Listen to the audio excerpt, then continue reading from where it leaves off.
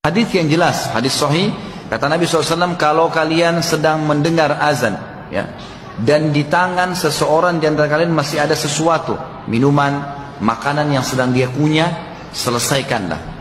Kata ulama fikih, selama belum selesai azan masih boleh. Tapi ini bukan berarti azan baru siapin satu piring, ya. Jelas. Jadi kalau kebetulan pas obat lagi mau dikunyah, mau ditelan, udah azan, masih boleh. Dan ini juga teman-teman sekalian, saya nggak tahu dari mana kita mengambil istilah imsak kita di Indonesia ini. Imsak ini berhenti 20 menit atau 25 menit sebelum azan subuh. Ini nggak ada dalam Islam ini. Karena memang Nabi SAW bilang, Nabi dulu punya dua orang muadzin. Ada Ibnu Ummul Maktum, ada Bilal, gitu kan. Kata Nabi SAW, kalau kalian dengarkan Ibnu Ummul Maktum azan, makan saja. Kalau kalian dengarkan Bilal, sudah azan subuh, berhentilah, gitu kan.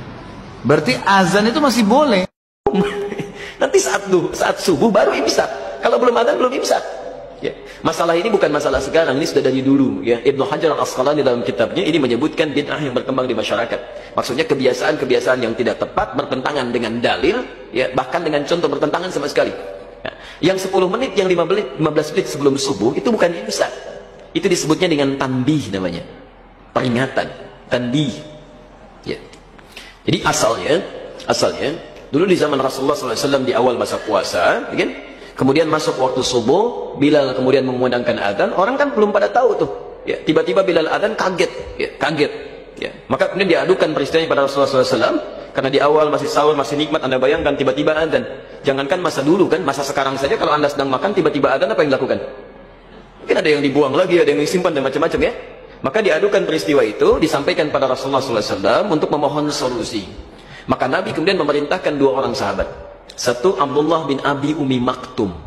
Ini sahabat senior, Masya Allah, rumahnya cukup jauh dari Masjid An-Nabawi, matanya nggak bisa lihat. Ya. Tapi Rasulullah memerintahkan kepada beliau untuk menunaikan adzan sebelum Bilal adzan. Ya, untuk memberi tanda. Jadi kalau 15 menit kurang lebih sebelum Bilal adzan, beliau adzan. Untuk memberi tanda bahwa ke masyarakat ini sebentar lagi akan berakhir nih, akan datang fajar. Ya, sahur akan berakhir, akan datang fajar. Jadi kalau Abdullah bin Abi Umi Maktum sudah menunaikan adzan, orang-orang tahu. Oh, ini sebentar lagi akan berakhir waktunya, akan datang fajar. Poin saya yang pertama, Anda bayangkan, ini seorang sahabat sepuh, matanya buta, tidak punya penuntun, ini masih punya kebiasaan untuk mau ke masjid dan datang di awal waktu tuh subuhnya sampai bisa adzan. Saya, Anda, kita bukan sahabat, belum pernah ketemu Nabi, belum jelas surganya, amalan berantakan, hisab masih menegangkan, ini kan? Masya Allah, saking sayangnya Allah dikasih masjidnya enak, kadang di samping rumahnya, AC-nya banyak, suasananya nyaman, selesai kajian kadang-kadang ada makanannya gitu kan?